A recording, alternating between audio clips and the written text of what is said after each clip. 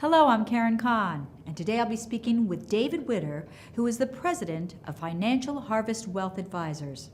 We'll discover how David is helping clients achieve success in wealth.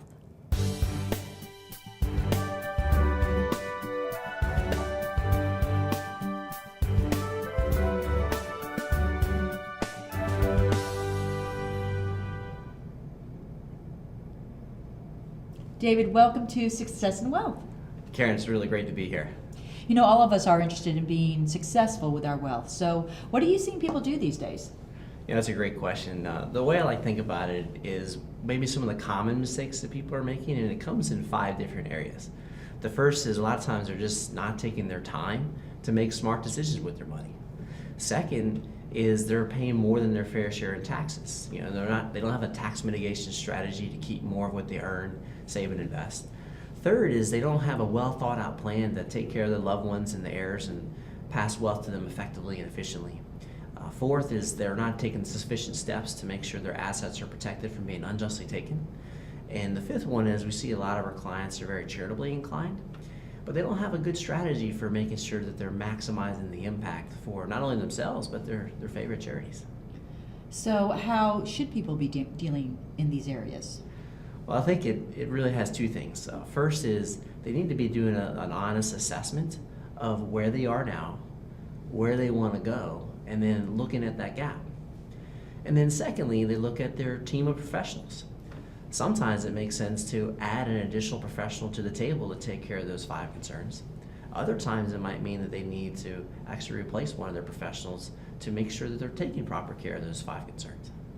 So how do people get started on this path? Well, I like to think it starts with a process. So what we always look at is it's a very complex, or can be complex, and all those 5 concerns are interrelated. And so we start the process with what we call a discovery meeting. And it makes sure that we understand and get very clear what's important about money to our clients.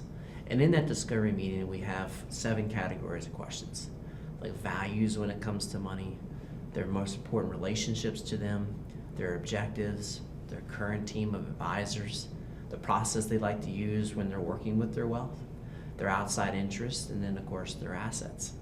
You know, I was on a plane on the way out from Orlando to San Francisco here, and I was thinking about the pilot. He has a pre-flight checklist, and then he's got a checklist for taking off, a flight checklist when he's flying, and then also a process for how he lands.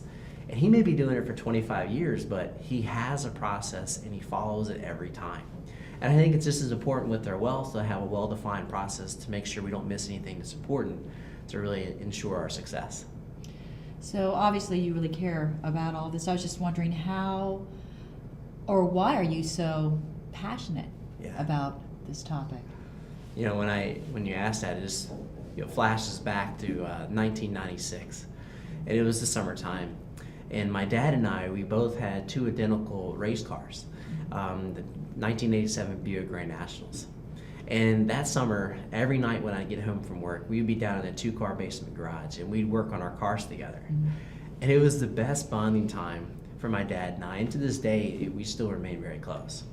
But I'll never forget, Karen, it was definitely in August. It was August 16th to be exact. And it was the day after I turned 20. And that night really stands out to me because we finished something on my car and we're sweaty and dirty and come from underneath of it. And he sat down on this old weightlifting bench that he had between the 2 cars, which he never does. I'm thinking, this is really odd. And he said, David, I have something to tell you. I'm planning to move out and divorce your mom. It still takes my breath away today. It just totally caught me off guard and just flipped my world upside down. And I was back at school about 2 weeks later. I was on the phone with my mom, and of course I'm studying engineering at the University of Virginia. And I said, Mom, how are you coping? How are you doing? She's like, I'm doing okay. But one of my big concerns, David, is I've got 10 years left to save and invest. I'm really good at saving. Dad didn't save and invest very much. And I have no clue how to invest this money that I'm able to save in these next 10 years. And she felt very unprepared. It was then, Karen, that I started taking my elective courses out of the engineering school over in the economic school and the business school, personal investment analysis, portfolio theory, just so that I could help my mom. I'm proud to say that today she's been successful with their money, and it's really given her a lot of freedom to come down to visit us more. That's great. Especially now that Katie and I have 2 children of our own, and so she likes to come see the grandkids all the time. That's great. No. Yeah, it really is. So, so just for family stewards, life happens, and sometimes we get thrown a curveball. And when I had that situation with my mom, I saw that not only did she have the concern of what happened with the family, but she also had this money concern. And so it's ever since then, it's just been my mission to take that concern of money off the table, or approach it in such a way that family stewards can really just know that, okay, my wealth is going to be preserved, and I can maintain that lifestyle that I'm used to and be with the ones that I love, regardless of the curveballs and the things that happen in life. And it actually led me to write a book called Uncommon Success: How Family Stewards Produce Intentional Wealth. Wow. And what I did was I sat down, and Katie and I were working on this, and we're thinking, what has people be successful not only with money and business, but also successful in their family relationships and their, in the entirety of their lives? And so we invented these questions, and then we went out and I interviewed 45 people in our community that we assessed were really successful in those areas. Wow. It was fascinating. And so what I did in the book was I pulled all that research together. I shared the top findings, the top concerns, and some of their best practices. And then I also looked at some considerations for furthering their success. So we're just really excited about using that book to help us family stewards make wise decisions.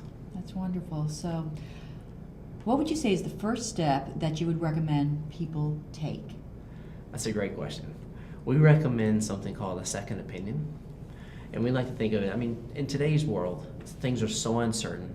Politics, demographics, the financial world, the global marketplace, it's changing so rapidly, and it has people very uncertain. Are they making wise decisions with their wealth, right? And so just like if you went to your doctor and they said, look, you've got cancer and we really recommend that you have an operation tomorrow, you probably go seek a second opinion. So why wouldn't you do that with your wealth? Same situation, right? So what we do with that is we start with a discovery meeting. Again, it goes back to those 7 categories of questions that I talked about earlier. Make sure we really understand what's most important to our clients about maintaining that wealth and being able to maintain their lifestyle through now to the end of life. And once we have that, we can understand that's where they are now, that's what their objectives are, and that second opinion can give them some steps to take to make sure that that's going to turn out the way they want it to. Well, I want to thank you again so much for sharing. Really, thank you. Great. Thanks, Karen. And thank you for watching Success and Wealth.